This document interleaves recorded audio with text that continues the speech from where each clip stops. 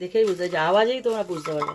দেখো, পেঁয়াজি বানানোর জন্য এখানে 3খানা বড় সাইজের পেঁয়াজকে কুচি করে নিয়েছি। ঠিক পেঁয়াজিতে যেভাবে পেঁয়াজ দেয় একদম জিরে জিরে করে এভাবে কেটে নিয়েছি। এক এক করে আমি সমস্ত দিয়ে দেবো। পেঁয়াজের মধ্যে দিয়ে দিচ্ছি বেসন,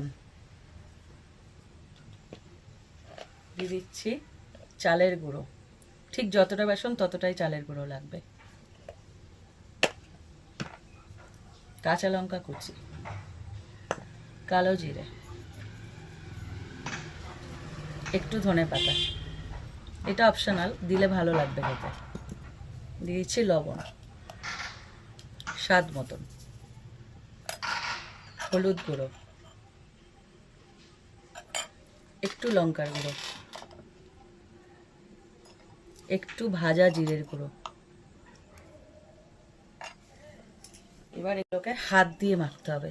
আস্তে আস্তে জল মেশাবো, একেবারে জল দিলে পাতলা হয়ে যাবে, তার জন্য ঠিক যতটুকু জল লাগবে আস্তে আস্তে মেশাতে হবে।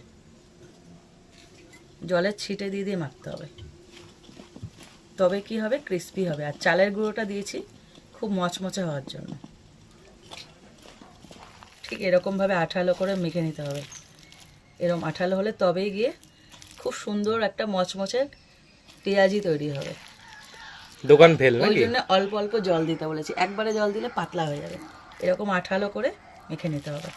তেলটা গরম হয়ে গেছে, এক এক করে পেঁয়াজিগুলো ভেজে নেবো। ঠিক পেঁয়াজিগুলো নিয়ে এরকম করে করে চেপটে চেপটে দিতে হবে, তাহলে কি হবে, ভেতর অবধি ভালো মতো মচমচে হবে। একটু চ্যাপটা করে করে,